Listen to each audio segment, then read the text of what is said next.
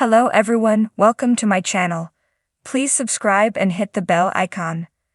Bold and beautiful jaw-dropper. The shocking reveal that will leave Finn's life in ruins. Asterisk after asterisk, he's set his marriage on fire. Brace and a promise, that's all it took for bold and beautiful Finn to set up the inevitable demise of his marriage to Steffi. Yes, Shyla's redemption tour has officially kicked off, but if this soap stays true to form, there will be a reveal down the road that some will find downright shocking. With the incredible story playing out surrounding Shyla and Sugar, our favorite love-to-hate villain has managed to not only cement her relationship with Deacon, who had one foot out the door of their engagement before her disappearance, but also to win the acceptance and love she coveted more than anything in the world, that of her son, Finn. It's quite a windfall for Shyla, and we have a very hard time believing the nefarious psychopath was an innocent victim.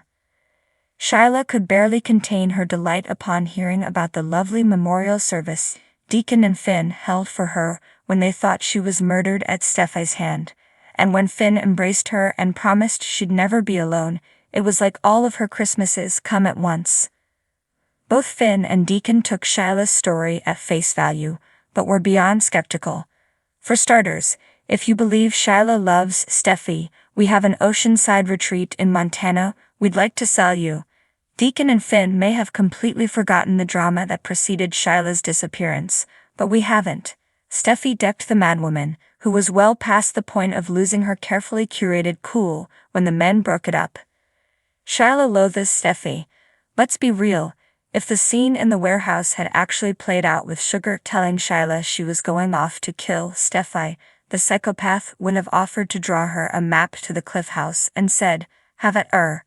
There are other clues, besides Shyla getting everything she wanted all wrapped up in a nice, neat package, that something in this story smells fishy.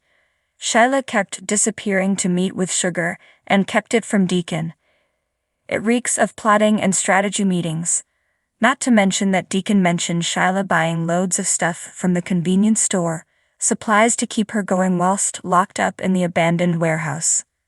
What if the plan was for Sugar to strangle Steffi to death, and then proceed with the next phase of the scheme, which went sideways when Steffi stabbed her to death, thus stranding Shyla in the warehouse for longer than intended? One has to admit it's strange that she didn't want to go to the hospital, maybe because they would have discovered she wasn't dehydrated or starving at all. If you think about it, how was Deacon able to access Shyla's text messages so easily? Perhaps because she made sure it would be easy for him to find something that would eventually lead him to find her, or that would at least work to establish she was afraid of Sugar after the crime was committed. Had the plot gone down as it was supposed to, Steffi would be dead, and Shyla would have a solid alibi, having been locked up when the murder went down. She'd also have the texts as proof that Sugar was the party responsible for killing her son's wife. Finn would allow himself to be consoled by his birth mother, who would move in and help him raise Hayes. How would Shyla have convinced Sugar to participate in this scheme? Let's not forget she once convinced the woman to submit to plastic surgery in South America. Her powers of persuasion are legendary. If you don't believe us, just ask Deacon. If our hunch is correct, Finn will blow up his marriage for Shyla, only to discover that she was the mastermind behind all of it, and that she actually plotted Steffi's death.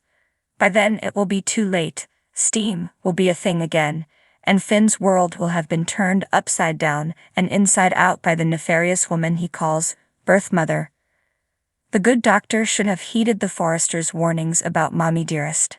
Shyla Carter is not a character that should be redeemed, and we don't think she will be. Let us know how you think this bold and beautiful story will play out after taking a look back through Finn and Steffi's love story in the photo gallery below. In the dimly lit room, amidst the suffocating scent of burning bridges, Finn stood, his heart pounding in his chest like a captive beast against its cage. The flames danced in his eyes, mirroring the turmoil raging within him. How did it come to this? How did he let it all unravel to the point where his once promising marriage was now nothing but ashes, scattered by the winds of betrayal and deceit? It started innocently enough, or so he thought. A casual glance exchanged with a stranger across a crowded room, a fleeting touch that sent shivers down his spine. Finn never meant for it to escalate, never intended for it to spiral out of control. But like a moth drawn to the flame, he found himself inexorably drawn to her, to the allure of something new and forbidden. He remembered the first time they kissed, the taste of her lips like sweet poison on his tongue. In that moment, all thoughts of his wife vanished, replaced by a hunger he couldn't deny. They met in secret, stealing moments of passion amidst the chaos of their everyday lives. It was exhilarating, intoxicating, and Finn couldn't get enough. But as the flames of their affair burned brighter, so too did the guilt that gnawed at Finn's conscience. He knew what he was doing was wrong, knew the pain it would cause his wife if she ever found out. Yet still, he couldn't bring himself to end it, couldn't resist the pull of temptation. And then came the day when everything changed. The day when Finn's carefully constructed facade came crashing down around him, leaving nothing but devastation in its wake. He had planned to end things with his lover, to finally put an end to the lies and deception. But fate had other plans. It was a sunny afternoon when Finn's wife stumbled upon the truth, her eyes widening in shock and disbelief as she took in the scene before her. There they were, Finn and his lover, locked in a passionate embrace, oblivious to the world around them. The look of betrayal in his wife's eyes was like a knife to Finn's heart, cutting through the layers of denial and self-deception, until all that was left was raw, unadulterated pain. In that moment, Finn knew that he had destroyed everything he held dear. His marriage, his integrity, his very sense of self. All of it lay in ruins at his feet. He tried to apologize, to beg for forgiveness, but his words fell on deaf ears.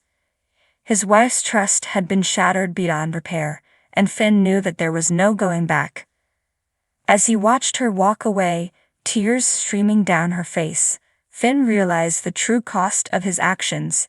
He had lost the one person who had ever truly loved him, lost the chance at a happiness he now knew he didn't deserve. And as the flames of his affair finally died out, leaving nothing but ashes in their wake, Finn knew that he would spend the rest of his days haunted by the memory of what he had done. But amidst the ruins of his life, Finn also found a glimmer of hope, for in the ashes of his betrayal, he saw the opportunity for redemption. He vowed to learn from his mistakes, to become a better man, to rebuild his life from the ground up. It would be a long and arduous journey, filled with pain and regret. But Finn knew that it was the only way forward. And so, with a heavy heart and a determined spirit, Finn set out into the unknown, ready to face whatever challenges lay ahead.